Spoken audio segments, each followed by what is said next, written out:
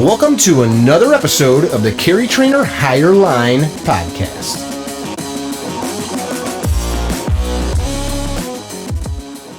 Welcome to another episode of the CarryTrainer Higher Line podcast. We've got a new guest today, a female, which is kind of rare for this podcast because there's not a lot of chicks that want to talk about the stuff we talk about. Jordan Raye of Alpha Maiden, correct? Yep, that's correct. So tell us why you're on this podcast. Bam. Whoa, why am I on this podcast today? I'm just kidding. So you've got Alpha Maiden, which is my interpretation is a business that helps. Is it just women? So it started out as just women, and the more I'm doing this, the more I'm realizing how much men benefit from it too. Sure. So a lot of my people. So yeah. I started to introduce your business. You probably do it better than me, so go ahead. Yeah, of course. So I am a personal fitness trainer, yoga instructor, and wellness coach and behavior change. And my goal with Alpha Maiden is to help survivors get strong mentally and physically. So I'm also an advocate for mental health awareness and domestic violence and anybody that, might have gone through something hard in their lives before. So it started out for women originally because, like you said, I'm, a female on this podcast, which is rare. So my goal is to get more women who want to learn self-reliance, who want to become mentally strong and physically strong as well, so that they can be their own protector, they can be confident, and that whole shebang. I do talk Go ahead. I do talk a lot about mental health and a lot about self-reflection and everything like that. And as I was saying before, I do notice that men really respond to that message as well.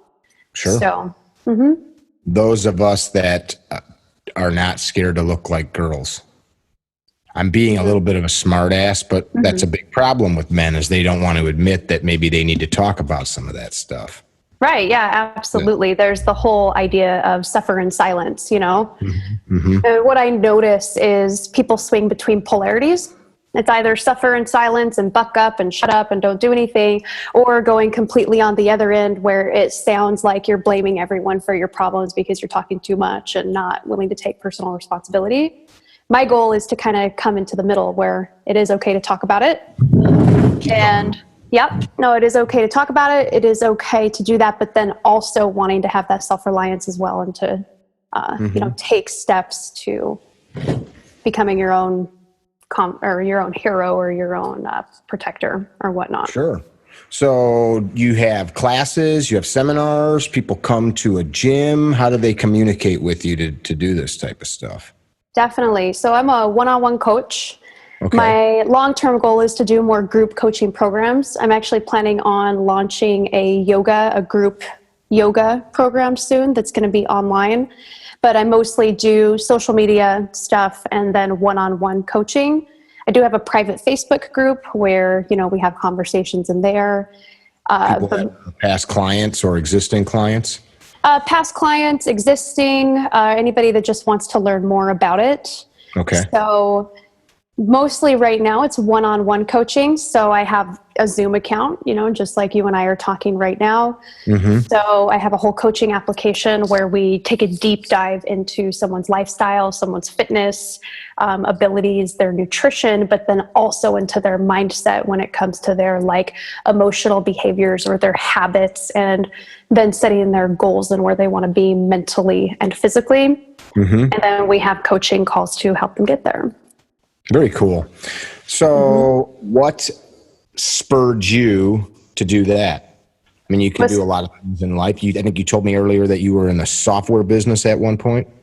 Well, I was a personal trainer at a software corporation. So it was it was still within this field for sure. Working for a big corporation. Yes. Yeah. Helped start a wellness program in a big corporation. And that one was really fun. I had a lot of amazing clients and everything. But what really sparked Alpha Maiden was when I started taking self-defense classes and unarmed self-defense classes, shooting more regularly, because I lived in Seattle, and I'm trying to think of how much to backtrack here, because like I said earlier, I'm like, I can talk for 2 or 3 hours. Well, why don't we explain to people? From what I gathered talking with you before we had this podcast, you had something traumatic happen in your life that you wanted to use as a, my words, not yours, but maybe a lever to help other people. Yes. Right? Yes. So I can backtrack that far to help give the listeners an understanding for sure. So when I was a teenager, from about 15 to about 18 and a half, around like 19-ish, is about 3.5 years, my high school sweetheart was also violent. And I was in an intimate partner violence relationship and did not know it at the time because I had nothing to compare it to because I was so young. It was mentally, emotionally, and physically abusive. They were into drugs and all sorts of other things, like that. And it was very traumatic. So I got out of that relationship when I was about 19.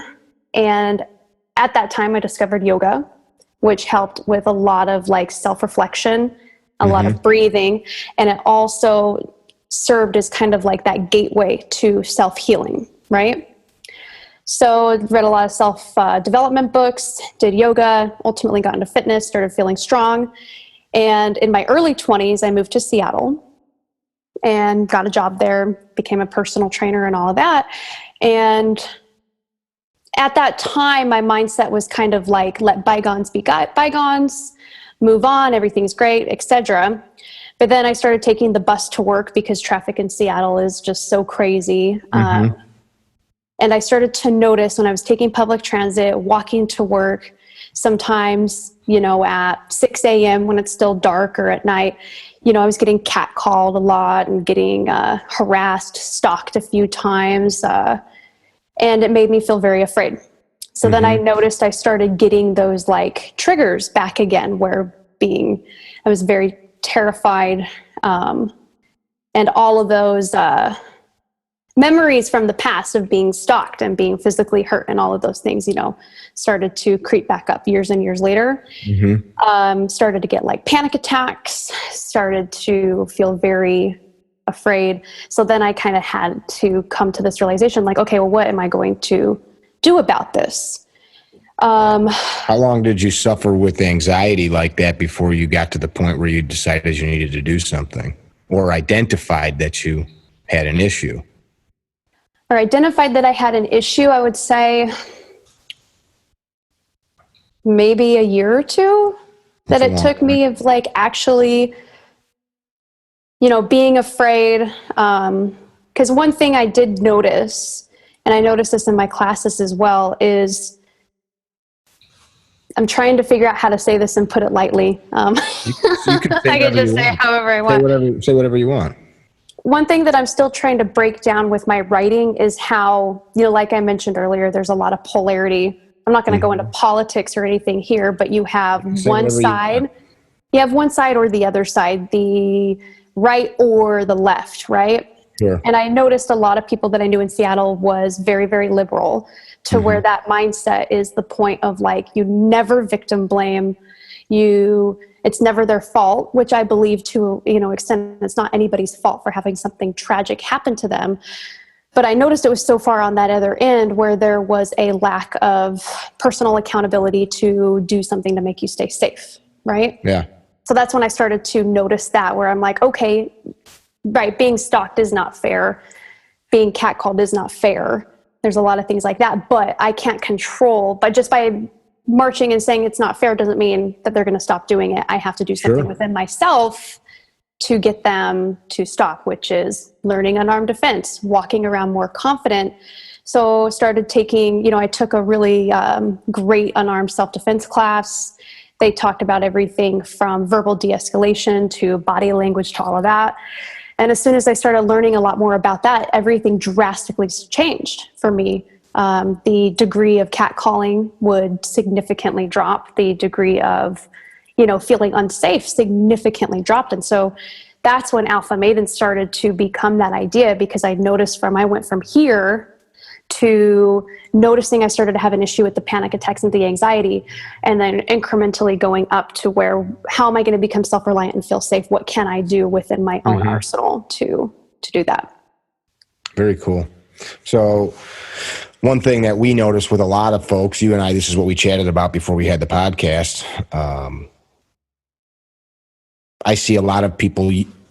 I asked the question of how long it took you to identify the anxiety was present, because a lot of people don't even realize that they have anxiety, or they don't realize that there's a way to deal with it other than medication, which is unfortunate, because I couldn't even count how many people I know in my life that are medicated for anxiety and depression. Absolutely. And it's not, I'm not digging on them for doing it, because people listen to doctors, and doctors sometimes are needed in certain situations, but that doesn't fix the underlying root causes, like those triggers that you had. Go ahead. No, that's where I think a lot of that comes in. Like, anybody I ever work with or talk to, I let them know from the get-go, like, I'm not a therapist, I'm not a doctor, but I can help you have a greater understanding of yourself and, learn some tools that might help you reduce anxiety or depression. However, if that person still wants to see a doctor and get on medication, that's awesome. If that works for them, then that's not my place to tell them it doesn't, that that's not okay. Right. Well, that's not what I'm suggesting either. Totally. I like to be very clear when I'm on a podcast that, like, I stay in my lane as a coach, because since I talk about a lot of really touchy subjects, I get messages occasionally that are like, well, I hope you're not prescribing anybody certain things. And like, no, I'm not. I'm smart enough to stay in my lane, Not to mention, the pharmacist doesn't take the piece of paper that you hand them anyway, because you're not a doctor. Right, exactly. Yeah. But I totally hear what you're saying with, getting to the root of the issue of why we have anxiety, or why we have panic attacks or depression. Like, it can absolutely be hormonal and chemical, and like the way our brain works. It could also have a lot to do with a traumatic event or our past, something like that. So getting real with ourselves, like, it's really hard work. We can go to the gym and we can lift weights and get really strong, but really evolving into kind of like that warrior mindset, it takes a lot of deep work to do it. What do you find from the women that you're working with? Is there, are there some issues that seem to always pop up? Like, okay, like, here's these like 3 or 4 things I see all the time, that if we can identify this stuff, or is it like all over the board? I would say it's pretty all over the board. I mean, one underlying thing that's a big category is confidence issues, for sure. Yeah. Whether that is with self-belief or physically in their body, fitting into clothes, whatever it might be, trying a new activity and feeling confident in their ability to do that activity. I would definitely say confidence, is across the board, but that can also be divided up into a lot of subcategories, whether it's physical, mental, emotional, stuff like that. So what kind of stuff does somebody need to do that has confidence issues? Well, as a coach, I would talk to them, about the confidence issues.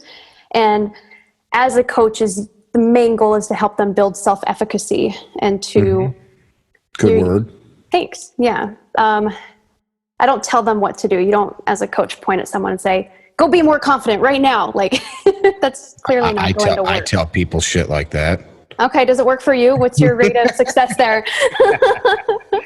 I was just actually talking with Paul Sharp yesterday, a famous combatives instructor, about something like that. We were talking about people flinching with a gun.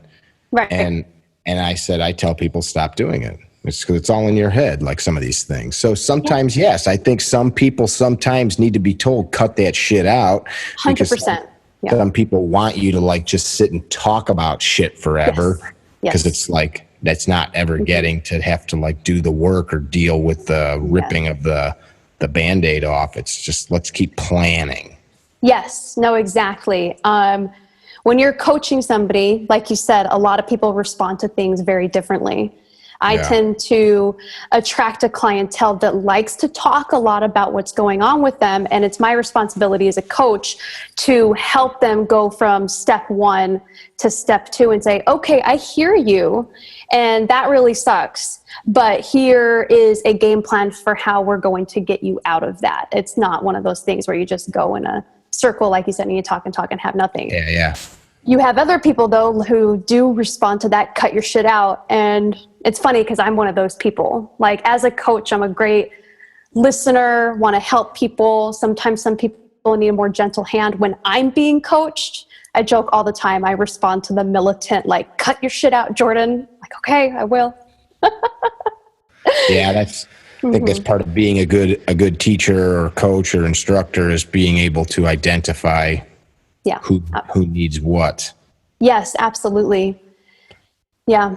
I don't think I would do good personally, like working with people like you're describing all the time, because I will like quickly say, like, all right, we're done talking about it.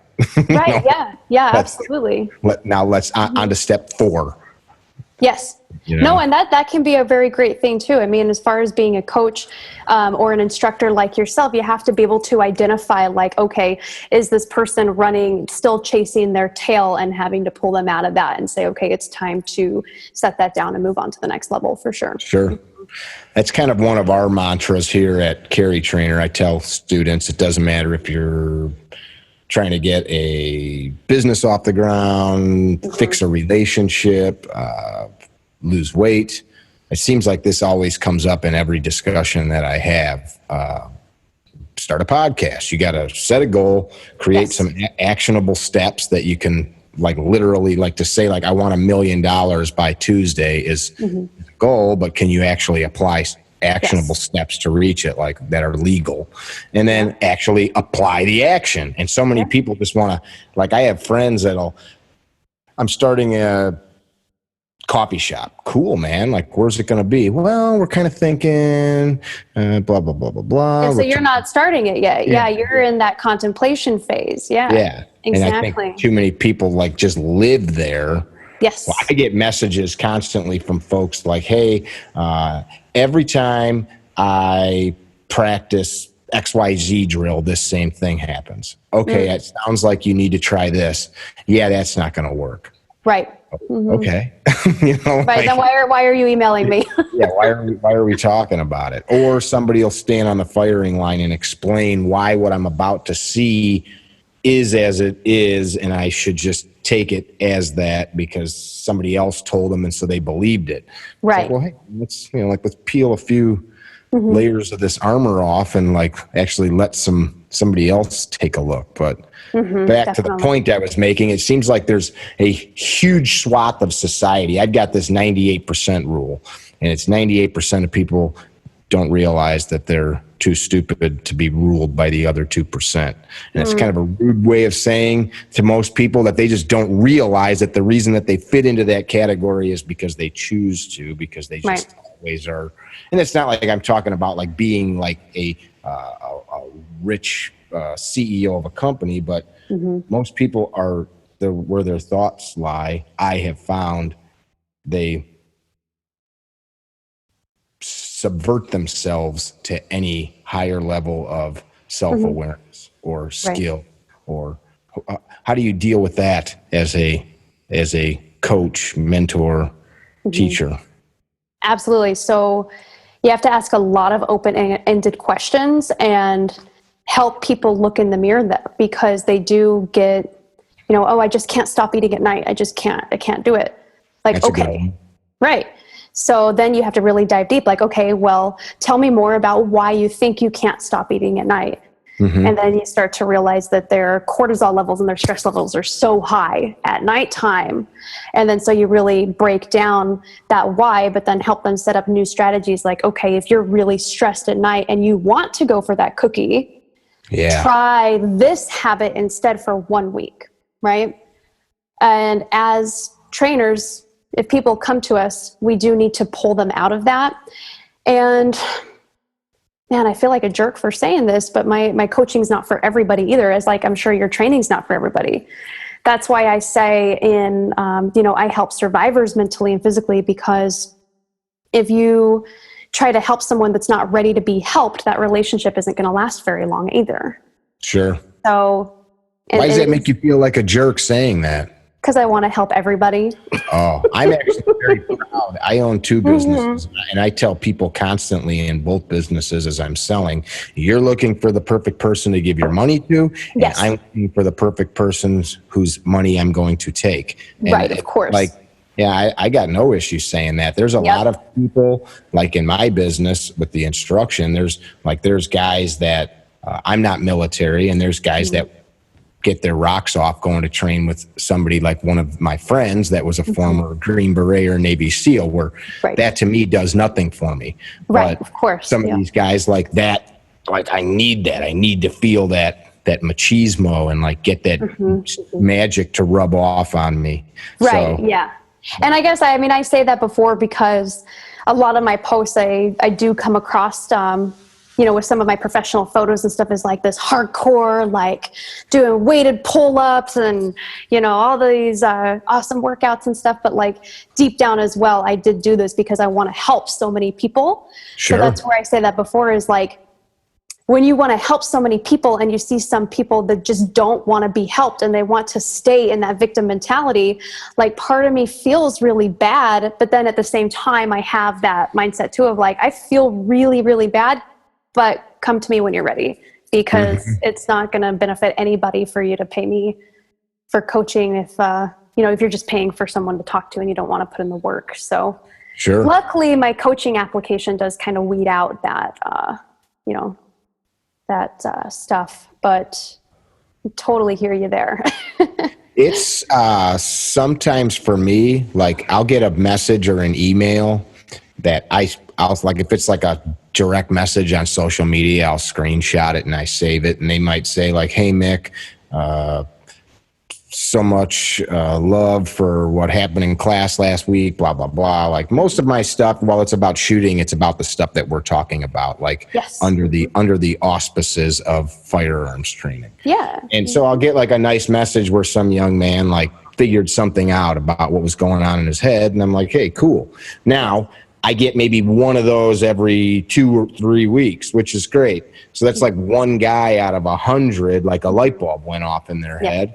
And so sometimes that's like a bummer to me, like, man, I'm only like really connecting with like, and I think, well, that's kind of the way it works. Back to my like 2% of the population thing, like most people just are not willing to like totally dig in. How do you see that where, I'm asking you if you suck at your job, basically, do you only see a few people actually, you know what I'm saying right now? Yeah, when I get to work with people one-on-one, I have a high success rate, which is awesome. It's one of the best feelings to help someone build that self-efficacy, like that, that word I use, to figure shit out on their own, right? Yeah.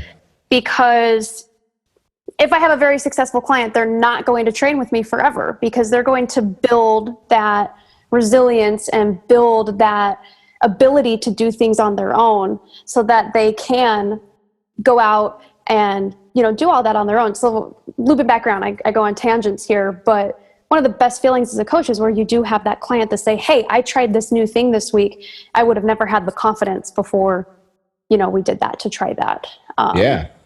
Yeah. So did that answer your question? I think so. I think kind of what I was musing on is how took a look at a person like Tony Robbins, right? Like I just picked him out of the blue because anybody listening and you and I both know who his name is. Like Tony, and I'm not comparing myself or you to Tony, but there's a guy whose life's work is to help people become the best that they can be in life. Definitely. And while he's totally famous for it and touches millions of people, there's still billions of people in the world. So like still only like a little bit of people like connect not only with his message, but then you think about all of the folks that invest and they read his books and they go to his seminars. How many of them actually like make real life changes? So it's just interesting as a, and it's not, I'm not being like Debbie Downer. It's like people aren't really applying effort. I have had to come to the realization that like, that's just the nature of. It's the way it is. Yeah. So I think it's all about perspective. Like sometimes when I do see other people on social media that are stuck in that victim mindset that can't be helped until they take that next step to personal accountability and self-reflection, I might feel bad, but I can't let that dictate my emotions for the rest of the day. So I think when you get to a certain level of conscious competence and mastery, you might feel it, but you're not going to let it drag you down, or you know that time might be wasted because you know those people, some of those people on social media that you try to help at first, but then it's just this rabbit hole that goes down and down, and like you never get anything done. And so you have to realize and set those boundaries to take a step back. So do I want to help everybody? Yes. Do I also realize that is very unlikely, and that there's a lot of bad stuff in the world? Like, yeah, absolutely. That's why I conceal carry, is because I realize there's a lot of bad out there. But changing one person's life, I think that's where we have to have that perspective. Like if we look at the numbers and say, oh, it was only 1 out of 200, or saying like we helped change that person's life, and then looking at that web, how many people are they going to help because of their newfound confidence and et cetera. Sure. What's the difference to you, in your words, from a victim mindset to someone that's a survivor in their mindset? Yes, I love that you asked that question. I'm working on a graphic on it right now. So I have it categorized a victim mindset to that survivor mindset, developing into the warrior mindset. Oh, cool. So when I say the word victim, I think of that like circular thought process. Like, it's not fair. Why do I have such bad luck? All these bad things keep happening to me. Blah, blah, blah, blah, blah. And then circling back to there's nothing I can do about it. It's not fair. Oh, it's this person's fault. And it's just this circular thought process that keeps you stuck. Does that make sense? Yeah, it's very hard for me to be around people like that, actually. Yes, exactly. That's where it can become very toxic. I wrote this post on social media the other day about how to not take on other people's emotions and let that like dictate and go about the rest of your day. And at the bottom of it, I had a disclaimer like, toxic people you just need to cut out if you can, right? So that's a side tangent there. But anyway, that's a big fan of that. Yeah. So in wellness coaching school, we talked about this method called holding the trash can, right? And I'll loop this back around to answer your question with victim, survivor, and warrior, by the way. Let's see how good you are. Keep going. How much I remember. Yeah. We'll see. I have had 2 cups of coffee today, so I'm like, all right. So let's say you and I are, you're my client, right? Okay. And you're going through a really rough time right now. So okay, good. See, exactly. Just keep going with that. You're telling me all about it. I can't work out today because of this. Part of my job as a coach is, listening and being that empathetic ear, but then also talking to you. But instead of letting you emotionally vomit all over me to where I leave our session and I'm like, man, why do I feel so anxious? And why do I feel so like sad? And like empathetic people are very, very prone to do that. Just taking that on. You think of holding the trash can, right? For them. So if you go out to the bar with your friends or something and they get sick, you're not going to let them puke on you. Hopefully. I do. You do? You let them puke? Actually, I'm not hanging out with people that are so drunk that they're puking. Okay. Yes. There we go. I love it. Me neither. Yeah. I'm like, I'm done with that. But I get your analogy. Keep going. Good. Exactly. Get the analogy. So you're not going to let them puke on you, hopefully, unless you're a really good friend. I must not be that good of a friend. Kyle, let me hold your hair. Yeah. So you hold that trash can for them, okay? You set the trash can down, you walk away, you don't take that on. So kind of that visualization exercise is a really good way to make sure that you don't take that on, because it's just all about bringing in that conscious perspective to it. You're aware of it happening. Okay. Shit hits the fan in our life when we're not aware of it happening. Okay. So then at the bottom, I say, disclaimer, toxic people, abusive people, narcissistic people, that those people we try to stay away from, this does not apply to them. Okay. So that's that little tangent I'm going on, but I am going back to the victim, survivor, warrior. So like you were saying with the victim, you have to be able to set those boundaries from the get-go, and being able to identify if they are constantly blaming someone else for their problems and they never take personal accountability, right? So that is that victim. Can you actually hear my stomach through the microphone? I just started eating. I just found some peanut butter on my desk. My stomach is making so much noise, so I'm leaning away from the microphone and trying to put some food in me. Keep going. No, that is good. That's good. Oh, that's really funny. So yeah, boundaries are incredibly important, especially with those, toxic kind of behaviors, and drawing that line in the sand, okay? The survivor mentality is where you take that first step to, wow, something shitty really happened. Maybe it wasn't fair. Maybe it wasn't my fault, right? That could be the instances of abuse, rape, things like that, really terrible things, assault. And that's not someone's fault for doing that. But that survivor is that next step of, what am I going to do next, right? Something shitty really happened, but what happens next is up to me, right? Whether it's unarmed self-defense classes, getting a personal protection order, getting fitness training, becoming strong mentally and physically, and getting that self-awareness enough to take that next step to get stronger. Does that make sense? It does. Cool. We're seeing a lot of guys now,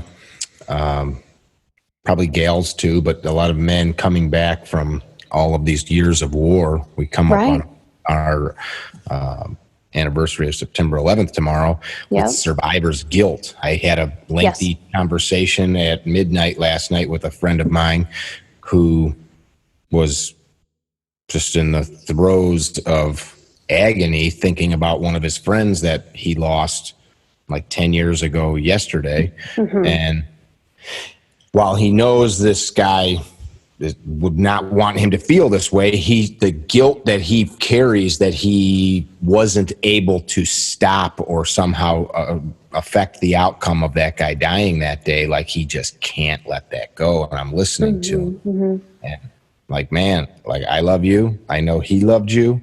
I know you loved him. Like, what does this do for you? What would you say to somebody like that? So that's the tricky thing. Me being a domestic violence advocate and a coach, I do have to be very wary of staying in my lane. So if I had a friend that was feeling that, I might explore therapy opportunities for them, or refer them to a therapist to talk about that. Survivor's guilt, it is a very, very real thing, especially with war, combat veterans and all of that. So what if it was, I couldn't stop my dad from beating up my little brother? Yeah, similar thing. Like, I can talk to them about that and help them realize it's not their fault. But when it comes to something as severe as that, I do highly recommend, if they are noticing that anxiety and that depression is ruining their lives, or drastically affecting their function in life, then they would need to see, a therapist or a professional. If they're very aware of it and they have seen a professional, or if they've gotten that work done and they're talking about it and they have already gotten to that point and they've, seen a therapist, I can talk to them about it. But if they're looking for me to solve that for them, I can't do that.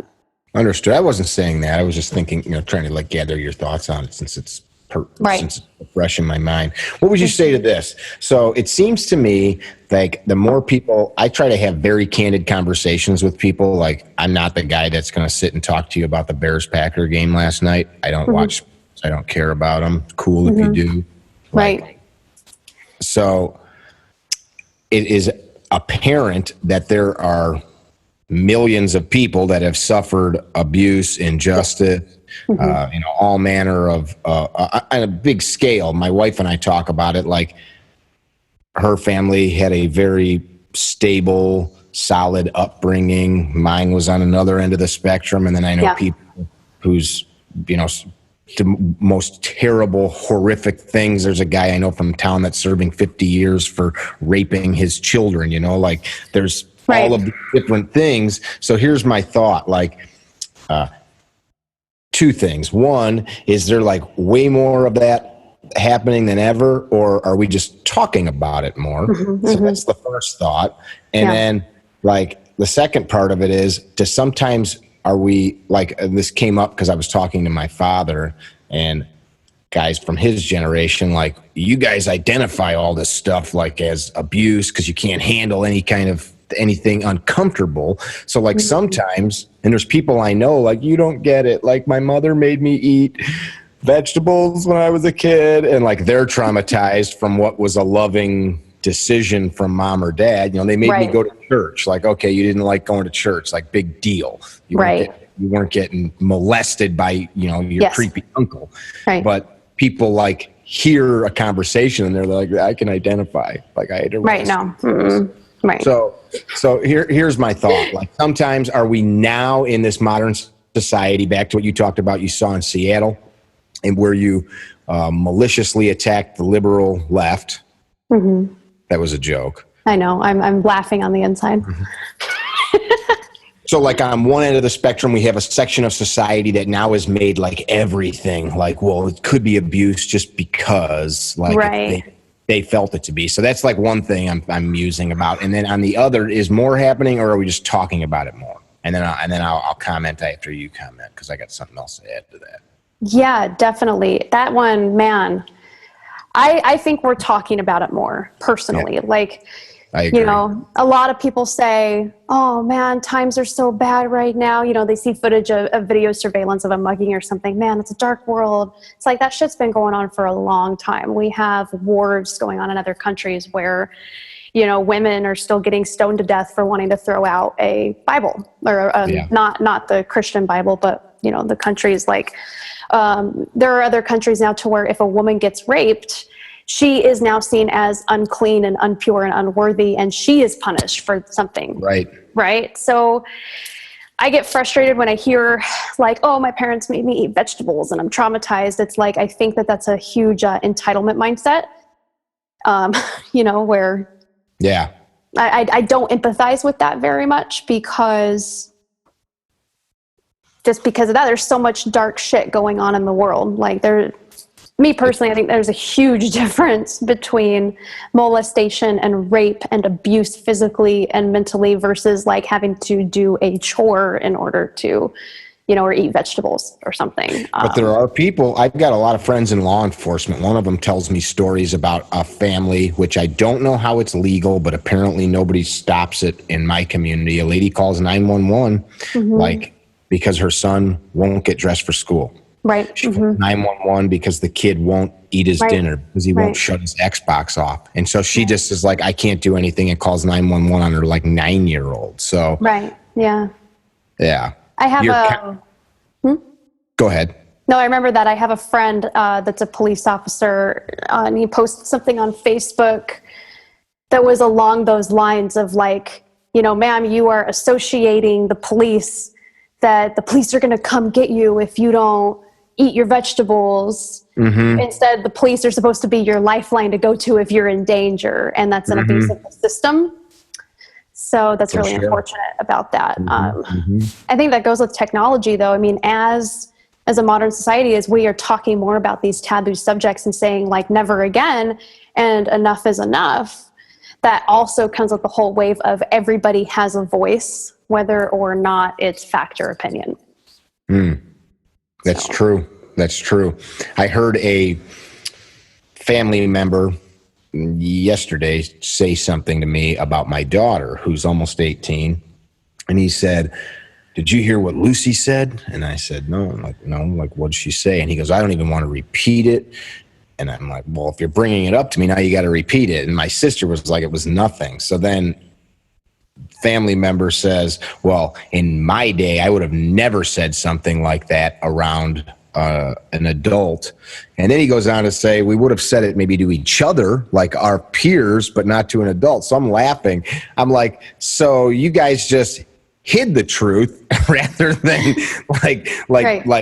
and it wasn't anything bad. I think she made some like off-color joke or something that I don't know. Maybe there was a swear word. Now I'm getting my kid in trouble. But the point is like, it was like he was identifying like, now we have this bad society where they would have just kept it a secret. But now like it's so silly. So that's like, I see to your point of things are always bad. I always pull this list up when people talk to me about how bad the world is.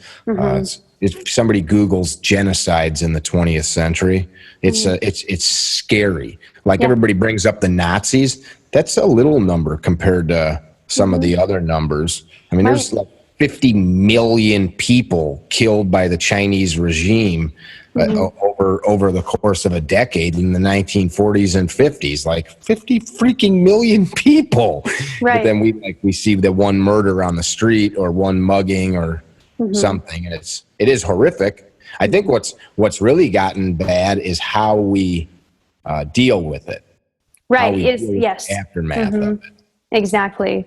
And with Alpha Maiden and what I do, my hope in the coming years is to bridge that gap, because you have that victim mindset of like, oh my God, I'm traumatized because of eating vegetables or because of like whatever, which is, like I said before, I believe that's entitlement. I believe that's not having a reality check on what's going on in third world countries and things like that.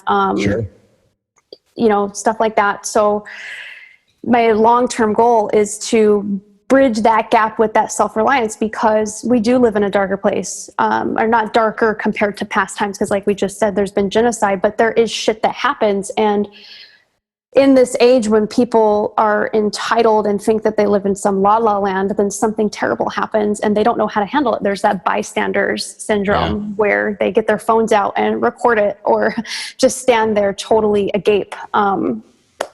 So we got to bridge that gap somehow, I think, with moving from or building that self-reliance. Does that make sense with what I'm trying to say here? For sure.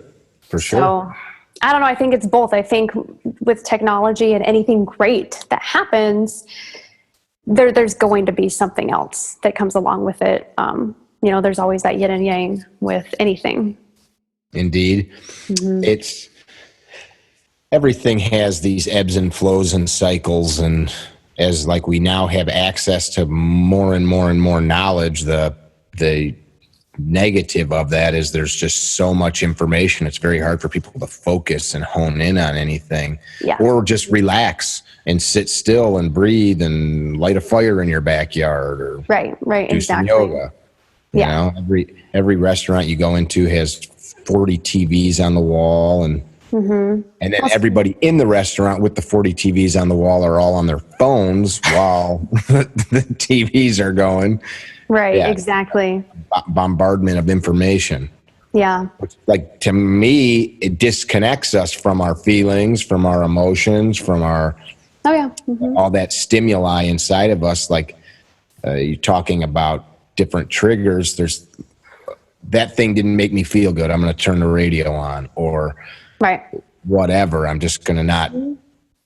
It's just another way to numb out, Yeah. Just like some folks use alcohol or drugs or even food to numb their emotions. I mean, looking through, using Snapchat or Instagram, like it can be a really, really great tool to bring a lot of positive change, or it could be used to zone out and numb out as well. Yeah. So I think with anything, it all starts with self-awareness.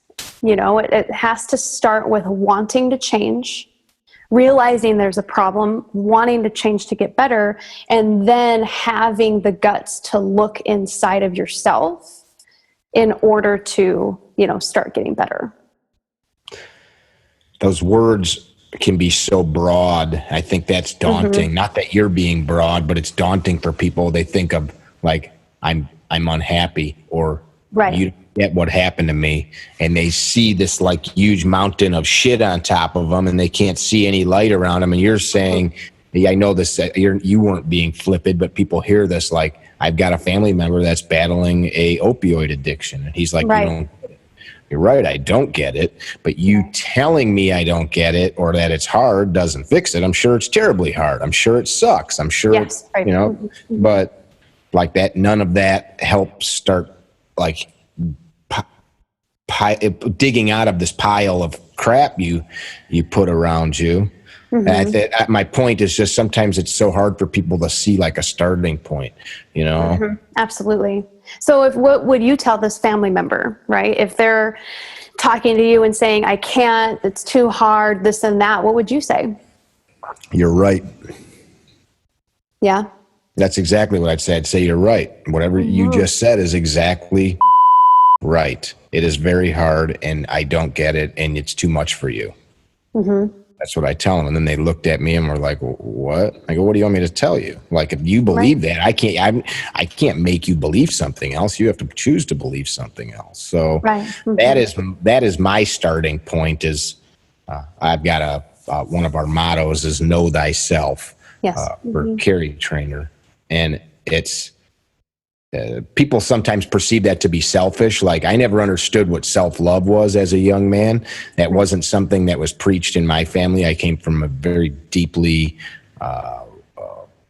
religious upbringing, like to where everything else didn't matter, just the religious relationship with this deity. That's all that mattered. And so like loving yourself was almost like I was told as a child that it was like immoral. It was selfish. It was demonic even like in my upbringing because it's like you were choosing yourself over God. And this is just something that makes sense to me. It's how I can relate it. So I never like understood what that concept meant personally. So when people would say that, I'm like, what are they talking about? Like something. Where was that pivot point for you? Because now it's your motto. Yeah, where was it or when was it or how did that come about? I think it came about from dragging my face in the mud so much, trying to look outward for solutions. The world is full of books. All the knowledge that we've ever known is there in regards to what we're talking about. Of course, technology changes and things like that, but this discussion of what's inside men or women, I say men as in mankind. Sure.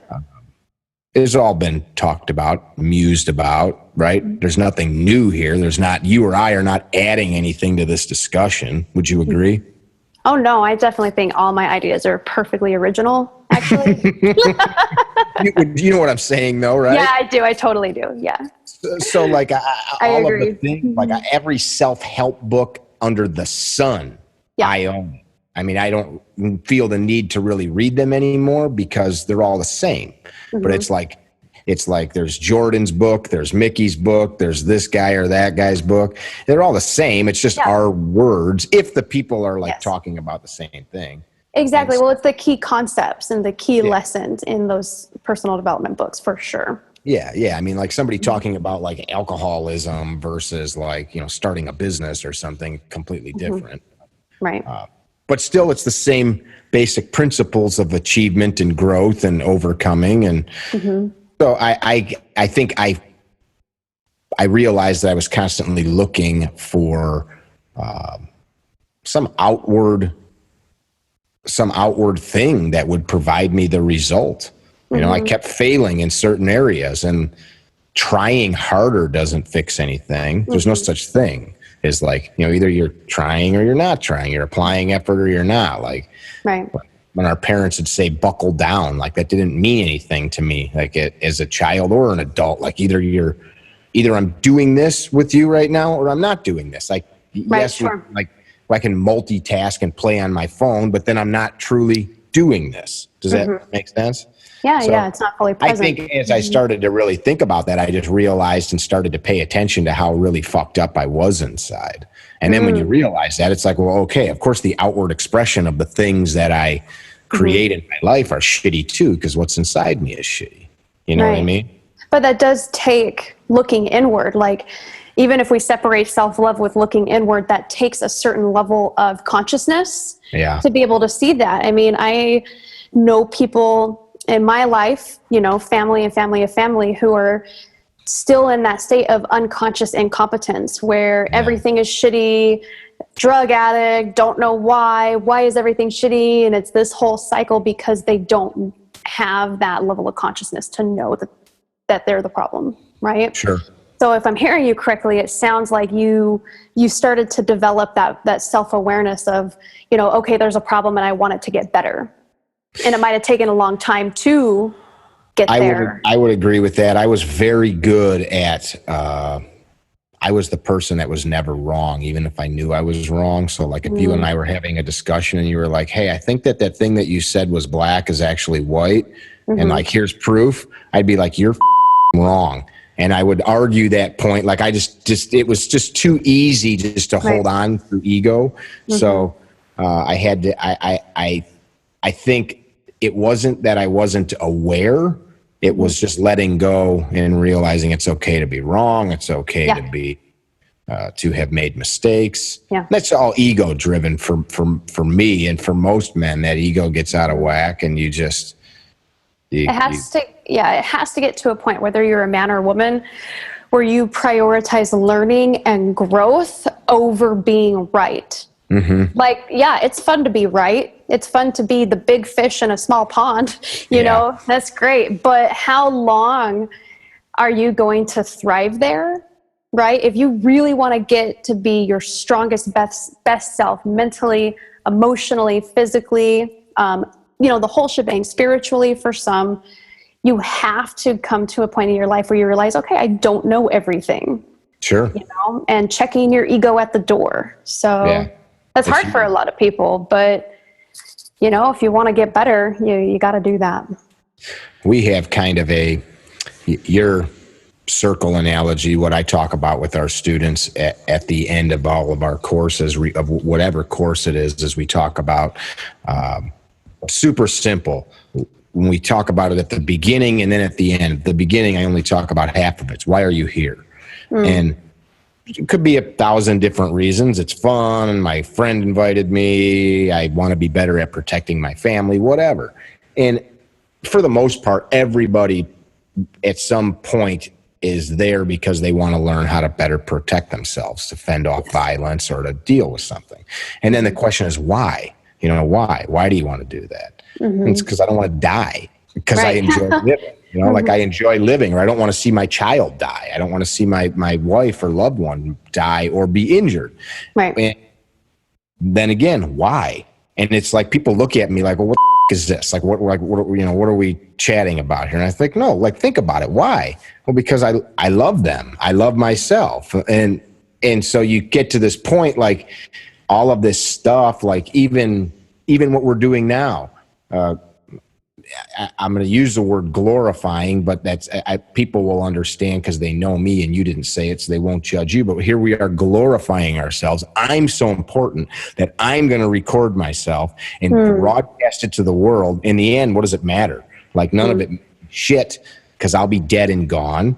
And so like if our lives, if we're not like enjoying them and providing, I don't even buy into the like do something greater than myself speech, because who am I that I need to give to the world? Like if you never met me, or if he or she didn't meet me, like would they not be okay without my instillment into their life? Like that seems very arrogant to me.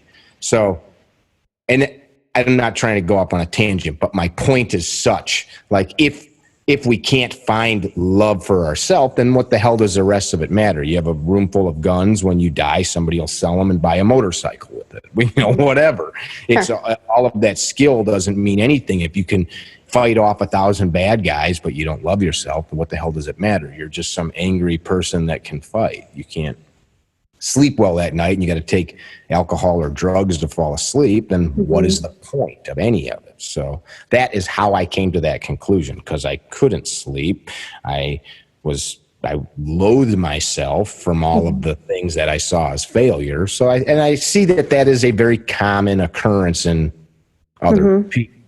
And unfortunately, most people don't like to talk about it. Right. Yeah. Most people don't like to talk about it because when they do, it all comes up and it's hard to deal with. Yeah. But if we can just accept, like, okay, shit's going to come up and it's going to be hard. Okay, that's validated. It will be hard. Keep moving forward. Keep taking those steps to step beyond that and to go through it. Right. So, right on. I mean, I'm hearing from you that, I mean, everything that you're doing now with CarryTrainer as well has that foundation of love, because you love your family, because you love yourself, you know, and that you no longer want to be that angry person or, you know, driven by anxiety. Is that correct?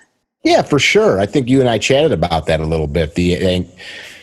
It's mind-numbing to me how many people, and this is part of the reason that I take a little bit of the more coarser tact. I mean, part of it's my personality, but how many people give in to feeling like shit, and they are convinced that that's just the way it is, and like you don't get it. Well, actually, I suffered from full-blown panic attacks 10 times a day, and like I never took medicine for it because I was afraid it would work.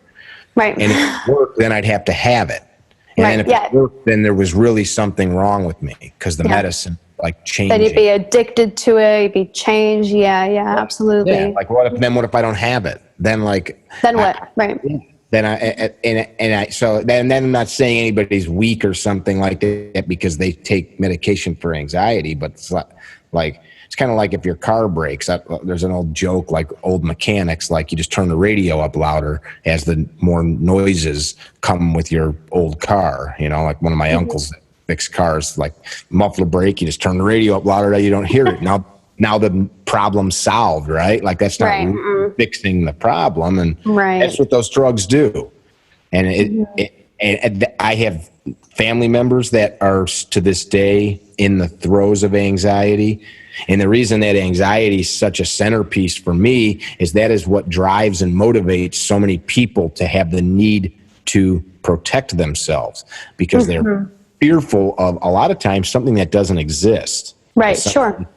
Concoct in their mind. Well, yeah, absolutely. Go ahead.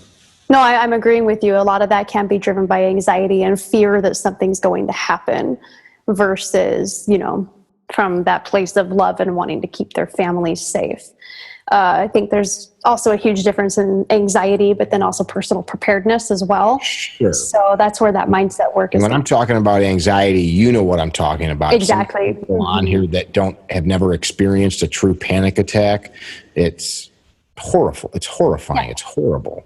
Right. A pure adrenaline dump for no reason, well, no apparent reason, while you're just sitting at the park or having breakfast or driving to work or taking a shower or sound asleep, which is a horrible way to have a panic attack because that's happened to me before. Yeah. I highly recommend. We can link it in the show notes if you want, or I can email it to you after we talk today. But there is this book called The Body Keeps the Score. Yeah, I have it. Oh, do you? Okay. I am so fascinated by the actual brain science behind trauma, anxiety, depression, and that book really helped to open my eyes on, you know, how a lot of it is, you know, our thoughts, but then how a lot of it is our actual, you know, brain chemistry as well. So, and our thoughts affect that brain chemistry. Exactly. That's what people don't get, and they take way too much. They do not give themselves enough credit for being able to affect and change that through thought. Right, absolutely. Pretty heavy. That other thing about anxiety is a lot of people, this was part of my circle, is what are you afraid of? Right. And I don't want to die in violence. Well, you're going to die anyway. Sure. So, like, is it just that you want to hold on for a little while longer? Because that's like what that's like what anxiety, like the way I can, like, when I was in the grips of it, it was always like I'm just trying to like hold on to life, to like some idea of life.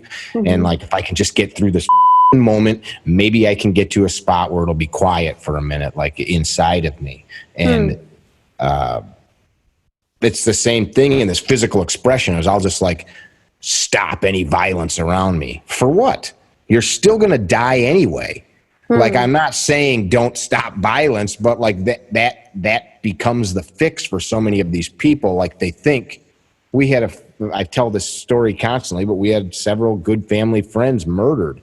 And I looked at how that affected people in our family, Right. how they chose to deal with that. And it's, you can create a lot of very, very bad, habits, lifestyles that stick with us for years and years just by the way we think in reaction to a problem or a. Yeah, well, how we react and respond to any event, whether it's catastrophic like that or, running into some unkind person at the grocery store, how we react and respond to that is crucial to our well-being. Those are two clearly like vastly different comparisons, of course, but people do respond to trauma differently.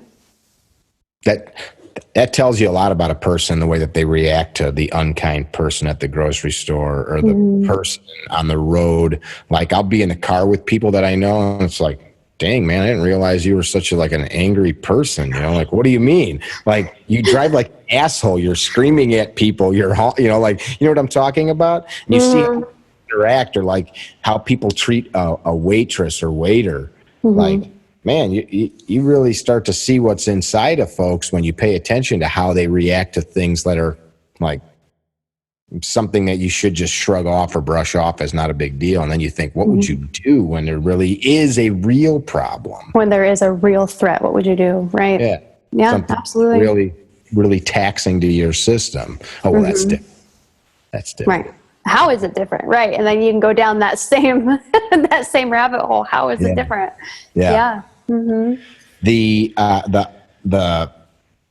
anxiety discussion, it seems to me like that is such a systemic problem now in our society, which people say, like, we just covered things were different, but they're not different. I think in a lot of senses, you probably have experienced this. I know many people listening or watching will have experienced this.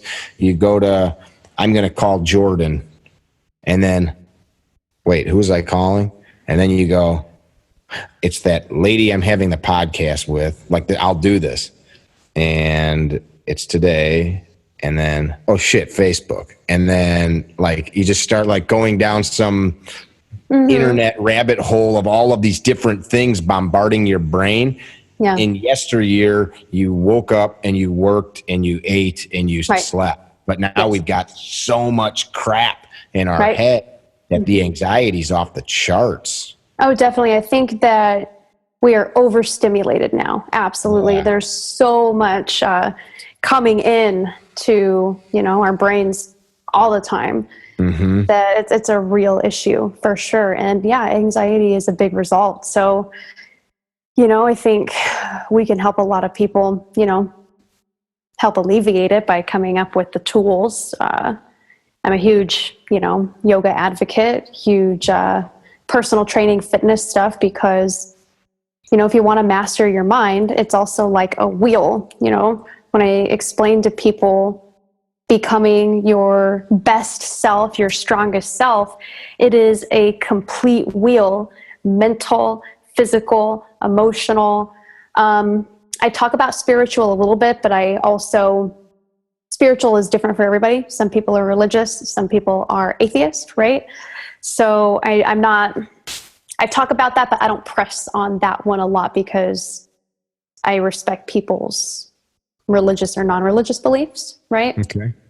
But how we were talking, or how you mentioned before, a sense of like fulfillment, I think that could also be classified as spiritual as well, or a connection to something greater than yourself, whether that's community service, whether that is being, I think you mentioned to me earlier that you are a suicide counselor. Didn't you say that?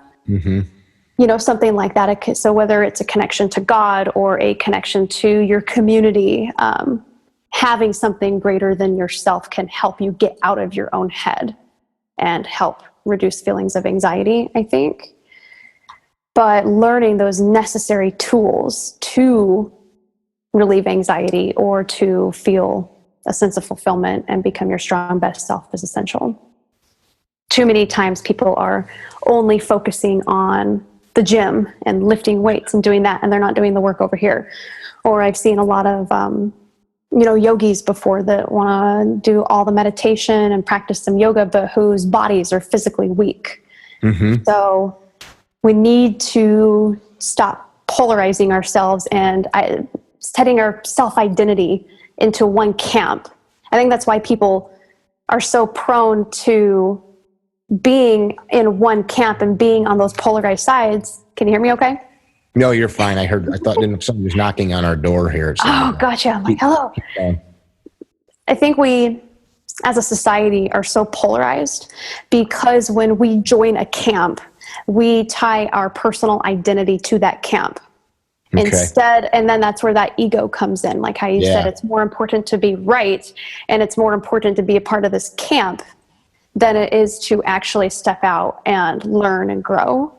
So for anybody that wants to learn and grow, become their strongest, their best self, needs to step out of that and come to the middle and realize that there are a lot of key components to doing that. Yeah. We talked yesterday, a couple of the guys I was with, both of them are David and Paul Sharp, two brothers, both of them masters of various crafts, and both lifetime law enforcement guys. Mm-hmm. And we were talking about, we've all heard about an Olympic medalist that wins the medal and then they crash, right? Because oftentimes people think, or what I've been told by people in that position is, well, I didn't have like a next goal. I didn't have a next goal. And it's like, well, I don't see that. Like that's just like filling a vacuum that you created where you feel that you must invest all your energy into something. That's not that whole wheel that you're talking about. For that person, all of their value is in whether or not they win the medal. Exactly. Mm-hmm. I don't care about a trophy or a medal. Mm-hmm. I don't care about a certificate. Like I'll have students send me messages, or potential students, hey, before I sign up, will I get a certificate for your class? Right. Well, do you want a piece of paper, or do you want the skill that you'll get? And yes, you'll get a certificate, but like, do you need it for what is that doing for you to hang it on? So my point was just, sometimes our motivation to achieve a certain goal is off. Like I want the skills to be an Olympic athlete, if that was my goal. Mm-hmm. The journey to get there, of course, winning is awesome, and that's like a far end of the spectrum, but not the little coin, not standing on that podium for 10 seconds and nobody remembers who you are by the next Olympics. And right, exactly. Well, it's all where you place your self-identity. And if you place your self-identity in just being a medalist, and once that's taken away, then your whole reality comes crashing down. Mm-hmm. Or if your whole self-identity is being the gun guy and being super protective and badass and tactical and all of this, but then something happens, and it's taken away, then who are you? Yeah. One of my favorite quotes is, who are you when no one else is watching? I like that. And it's a deep question. Like, you're looking at him. Yeah. Hi. I couldn't always say that. Right. Well, same. It's a long growing process. And, even when we get to that point where we are now, where we are teaching this stuff, it's still constant progress and a journey for us too. Like there's never really that top of the mountain. As soon as you think you're at the top of the mountain, there's just another mountain behind it, And therein, I think, is one of the things that causes a lot of people anxiety. Do you remember who Norman Vincent Peale was? Did you ever hear his name? He was an author that talked about some of the things we're talking about. How to Win Friends and Influence People was one of the books. I've heard of that book, yeah. Was that him, Norman Vincent? I think that was him. But one of the quotes one of the stories that he would tell while he would do these meetings like in the 1950s, or people would come and sit and listen to how to be a better version of you. And in the speech, there's a young man that comes to him that says, I just have all these problems. every day new problems, and I just can't sort it out. I can't seem to live with all these problems. And so he was trying to get to a place in his life where it was like trouble free, no worries, no bills, no whatever. So Norman said, I'll show you a place where you can go where there's no troubles, where there's no problems. And he took him out of the auditorium and they went for a walk. This was, I think, in New York or something like that. And he walked him down a few blocks, and there they arrived at the gates of a cemetery. And he said, all of these people have no problems, you know, like this is one day you will have no problems, and this is where you will be when that gets there. So like, come to grips with the fact. And then he went on in that speech to talk about how you should be grateful for those problems. And this is like that mindset thing that we're talking about, like be grateful for, because those are the things with which you use to depending on your attitude, how you approach them, with how you learn, how you become better, how you move to the next hill. Otherwise you just sit and go in circles in a mud puddle. Right. Yeah, exactly. That perspective dictates whether or not you're going to take that next step up, or whether or not you're going to take 2 steps back and stay in that mud puddle, like you said. Yeah. But then like in my head is the goal that I want to get to the highest mountain and look back at all my friends and contemporaries and say, I got higher than you? Or do I want to like smile and laugh and tell dirty jokes as I'm going from hill to hill? That's my thing. Like I want to sit and have some beers at the low points once in a while and tell my, go ahead. No, that's being human. You know, wanting to enjoy the ride is being human. With what you do as an instructor, you're also helping people and giving them that hand up to also take that next step up too. I hope so. Like you said, what is that driving motivator? Is it to get at the top so that you can point at others and say, haha, I'm here? Right. Or is it because it is truly to become your best self? And that I think is, go ahead. I'm sorry. No, you're fine. I'm just validating that point, that point of, if it is solely to be better than other people, then there is a problem with the motivation. And that comes back to that like self-awareness thing. Like if you can't analyze that about yourself, then how do you really, it's like, doc, there's something wrong with me. Well, what are you feeling? I don't know.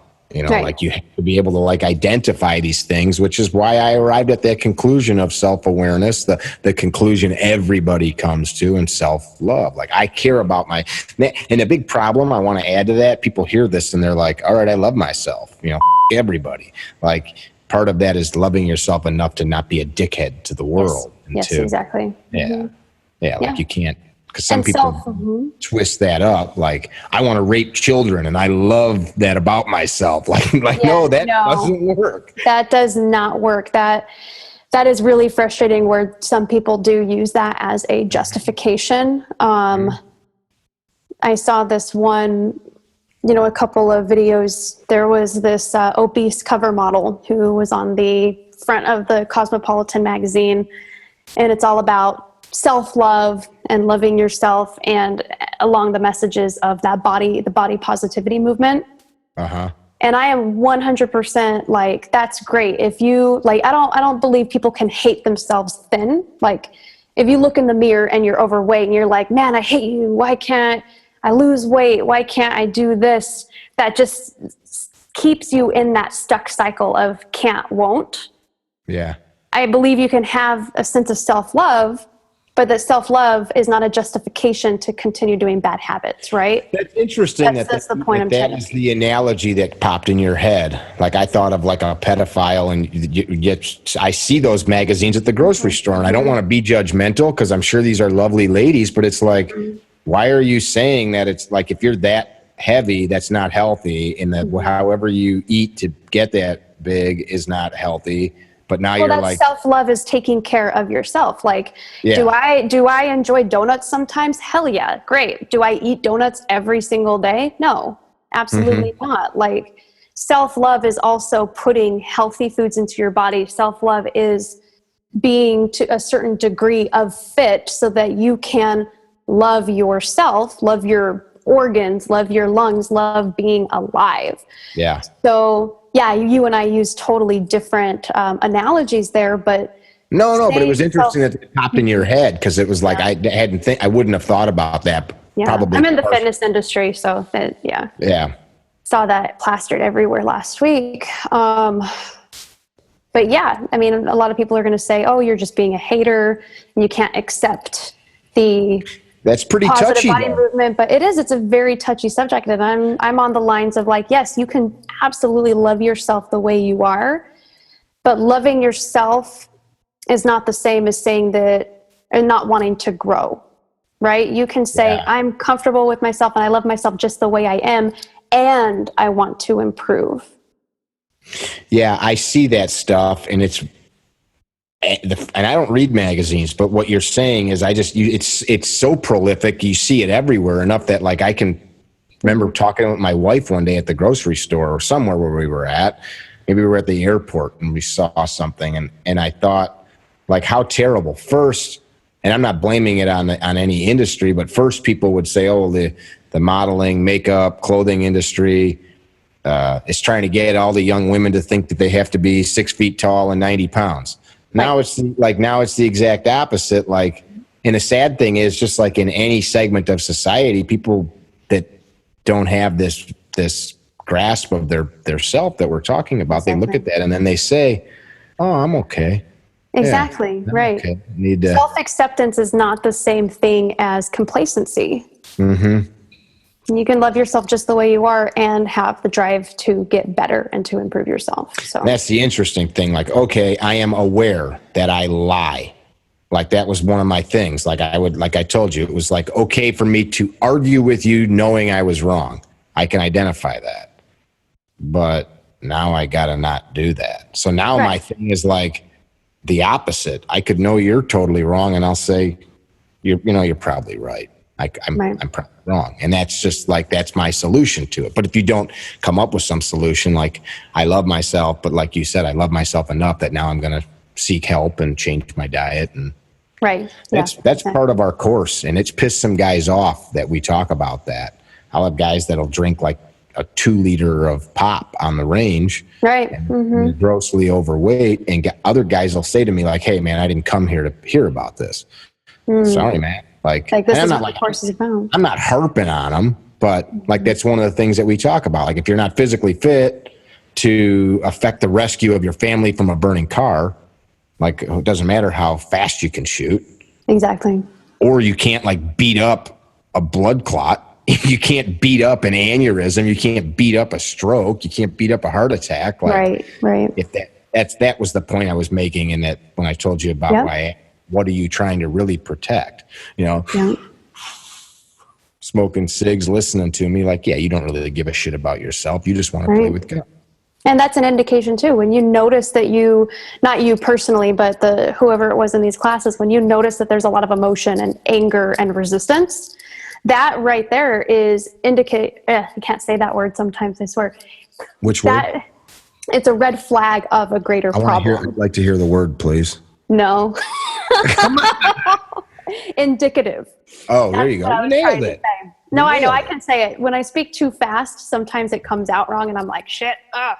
But yes, if you have a lot of emotion behind it, you're angry, you're pissed, and I didn't come here to get a talk on diet, that's indicative of a greater problem. Like, ooh, why are you so angry? Like, where is all this anger coming from? So Makes sense. Just another lesson too. Which comes back to those people, us, we need to be willing to like look at ourselves.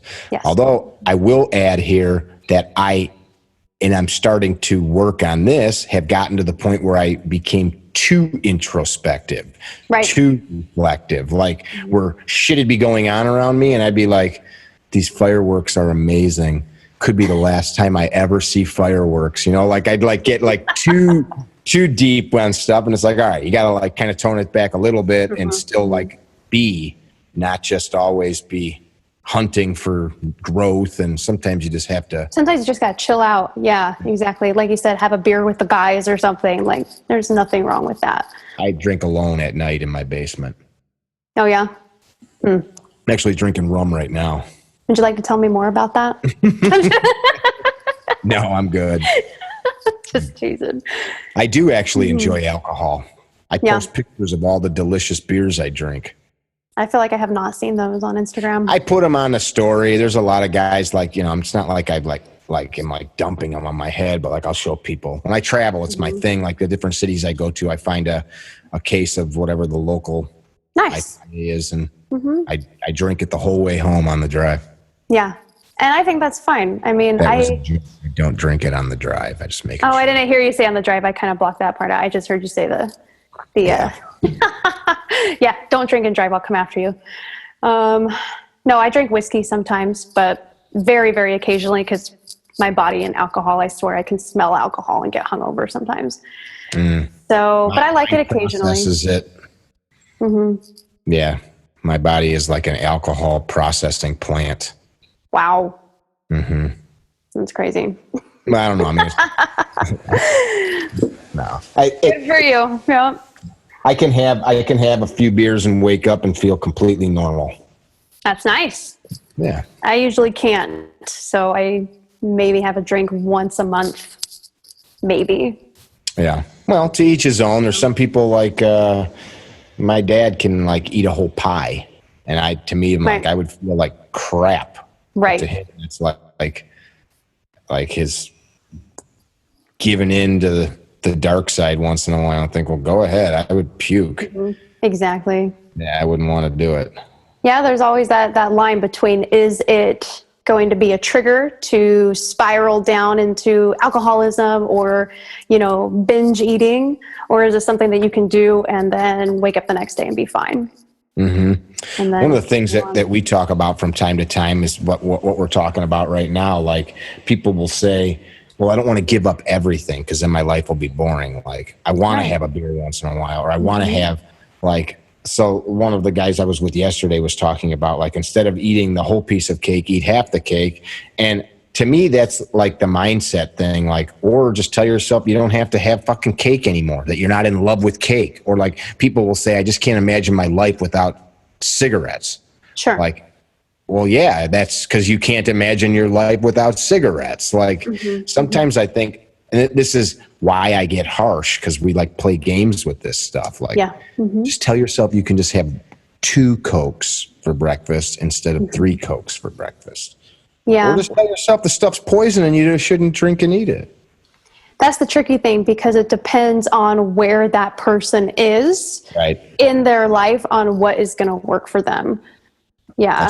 So, again, if it is an addiction and it is 4 Cokes a day or a whole pie a day, and you need to work them down to ultimately 0, then you might have to take that approach. If it's that mindset of, I can't live without it, that's going to be another conversation versus, just wanting to have like a piece at a birthday party, piece of cake at a birthday party, and have it be an enjoyable experience and then moving on with their lives. That is the big so difference. Individual. Yeah. That makes sense. So sometimes I don't think things through all the way, maybe. To each their own. Yeah. If someone has that emotional codependency versus I just want to enjoy a beer with my friends, 2 different conversations. Right on. How do people go about finding you if they wanted to have some coaching with you? And how do they follow you on Instagram, where we heard about you? Yes, absolutely. I almost made a joke there. And I'm like, what Instagram? Who? No? I'm just kidding. See, now my joking is starting to come out. You were making jokes. And did you see my face? Yeah, completely deadpan. You're like, that's not funny. Shut up. That wasn't funny. I'm just kidding. Like, you got notes. I do. I had a whole bullet pointed list of conversations. So what did we not cover on your bullet points? I think we covered everything except for the resources. So I did want to, give some resources at the end. On my website, I'll give that at the end as well. I have a whole resources page because when we talk about, what we did talk about today with mindset and anxiety, sometimes you do need extra help, whether it's therapy or if you are in crisis. There are resources out there to talk about it, So there's the National Domestic Violence Hotline. And that number, have you heard of that one? Oh, yeah. Keep going. Yep, so that's really great. The National Domestic Violence Hotline is 1-800-799-SAFE, SAFE, or 7233. So I think that one's really important. Domestic violence can happen to men or women alike. What would somebody get when they called that number? What happens when they call?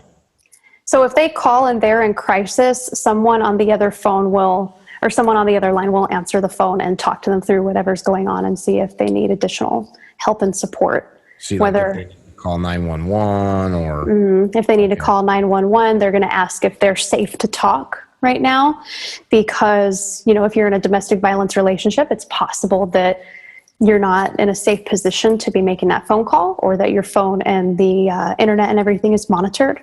So they need to find out if you're safe first, and then they'll, you know, talk you through what's going on and then what action steps to take to, you know, either help you set up a safety plan to get out of a bad situation, or to talk you through. It's even okay to call this hotline if you're in a relationship right now and you're not sure if it's abuse, because sometimes we can, you know, sometimes people don't know. They think like, okay, is my significant other just being an asshole right now? Or am I really the problem? Right? So sometimes domestic violence can be very confusing for people. So they can help with all sorts of things. That could be a whole nother podcast, because yeah, I was going to say, like, really dive down kind of touched on what we chatted about a moment ago, where some people, like, he leaves his socks everywhere, he's an abuser.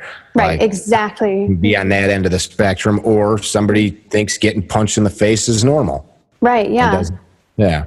Well, that was one thing I struggled with a long time ago. Was I, you know, started doing yoga, started learning self-awareness and things like that, but I started learning self-awareness and introspection before I learned how to set boundaries. So then I was at the beginning of my journey very susceptible to taking the fault for everything.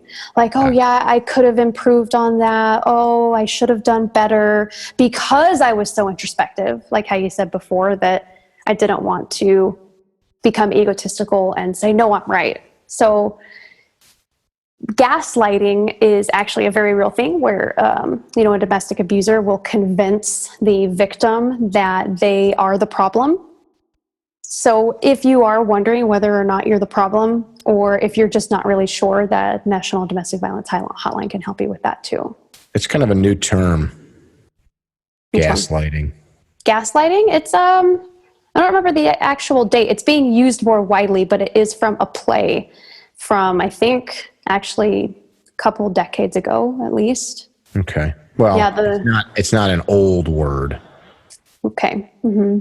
Yeah, I mean, even a couple decades is, we people have been around for a while. I've just started hearing it pop up in the last few years. Yeah. Yeah, in the past couple years, it is more popularized, because the play was about, if I remember correctly, a wife who notices like the gas heater is changing, and her husband keeps turning it off and then says that she's crazy. And, you know, oh, I'm not turning it off. You're going crazy. What's going on? So then she actually starts to think that she's going crazy. So that's what gaslighting is an abuser who is doing something, but then convinces the other person that nothing is wrong and that they're going crazy, essentially. So yeah, so there's that. Another resource, if you don't know whether or not your relationship is healthy, one of my favorite websites, it's called loveisrespect.org. That one's definitely one of the best resources out there to, you know, identify the, you know, how your relationship is, if it's healthy, to learn more about what a healthy relationship looks like. And one of my friends has a company called Recovery Strong. It's based out of Utah. I think he's great as well. So he helps people find healing through fitness who are suffering from addiction, actually. Okay. Recovery. Recoverystrong.com.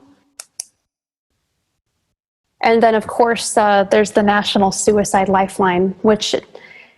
Do you have a community number that you use, or what do you? No, there's a few. QPR training is what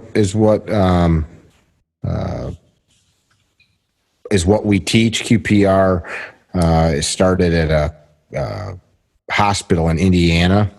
So depending on who the person is, yes, there are some local hotlines, but oftentimes we just use the national hotline because depending on who you're talking to, certain counties don't have people, certain communities, and especially rural areas, they don't have anybody. Although rural areas, there's a crazy amount of suicides. Right, I believe it. A lot of people don't realize that. Anyway. Yeah, because they don't have the help that they need. Yeah.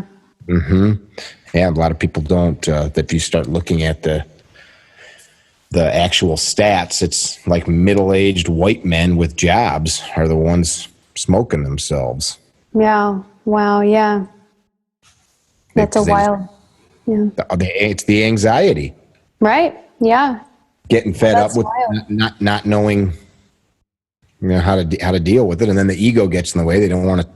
Don't want to talk about it. Yeah, I don't want to talk about it. I don't want to admit that there's a problem. Yeah. And it is okay to talk about it. So, yeah, we have the National Suicide Lifeline. I'm going to give that number real quick. Please.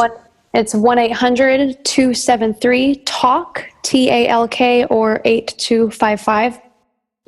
And yeah, just with closing, it is okay to talk about it. It's okay to talk about it. It's okay to want to improve yourself. I agree. Yeah. I think that is really the crux of not only this podcast, but the whole discussion in general is the self-improvement. People, rather than looking outward, need to begin to look inward. That's my thought. Yep, absolutely. Look inward. Need to look outward for help. Yes, thank you. Yeah, it's okay to look outward for help, but to look inward to, accept that there might be something going on and that it is okay to improve. Yeah, definitely. So I can give my social media stuff real quick too, if you want. I know you asked a minute ago, and then I totally went on the other tangent. It's okay. It's okay. I'm glad that we got those numbers on there. Yeah, absolutely. So everybody can find me at www.alphamaiden.com. And my Instagram tag is at alpha_maiden. So, cool. There we go. I appreciate the chat. Kind of bounced around a little bit. I hope that you enjoyed the discussion. I did. I'll get this out probably usually it takes us a few weeks to get them posted up. Sure. But I will tell everybody that's out there is truth in all kinds of places. You got to pay attention. You got to look. And talking about some of this stuff with suicide and domestic violence, we talk so much about paying attention to looking for bad guys. I wrote an article a couple years on this. Oftentimes, guns kill way more people from self-inflicted wounds than murders. I think it's like 8-1. Right. And we need to start paying attention to people. Our brothers, our sisters, our mothers, our fathers, our neighbors, because what usually happens, I didn't know he was hurting. I know I heard him complain, or I heard her say she had some issues, but I didn't know it was like that. Right. Yeah. A lot of people that are hurting are really, really good at hiding it and are really good at putting on a show. Oftentimes abusers are really good at being the charming, smart, likable person so that no one would even guess that there's a problem. So, right on. If someone does come to you that needs help, be that listening ear and ask how you can help them. Refer them to one of those websites, to that national hotline, something Sounds like good that. To me. And, for Alpha Maiden, when I write and I talk on there, I always speak as if the abuser is male and the victim is female, because that is, from my own, because I'm a female. But I do need everybody listening this to know that it can happen with the reverse roles too, Sure. So, it's okay to get help even if you're a man, and just change the pronouns. If you hear me talk or, hear a story and you're experiencing that, you can just change the pronouns. So right on. Same information across the board. I appreciate it. If somebody listening to the podcast wants to try to get in touch with you, maybe to get some of your feelings on anything we've talked about, do you have a way to get a hold of you through your website? Do you do direct messages on Instagram? Yeah, I'll do direct messages on Instagram, or they can always email me, Jordan, Jordan, at alphamaiden.com. Very good. Jordan, I appreciate it. I look forward to getting this out there so people get a chance to hear some of the good information and introduce you to an audience that maybe that you didn't have. Appreciate it. Yeah. Thank you so much. I appreciate your time. You're welcome. Yeah. To anybody that just tuned in on YouTube, if you are not subscribing, please do pass this on to your friends and loved ones. We don't just do this stuff just for fun. We do feel that it actually can make your life and others better and more valuable. So be well. Thanks again. Be well as well too. Thanks. See you later. Visit our website, CarryTrainer.com, for information about classes held throughout the U.S., CarryTrainer apparel, and upcoming projects. You can also email us at training@CarryTrainer.com for information about setting up your own private course or speaking engagement. Training@CarryTrainer.com or CarryTrainer.com.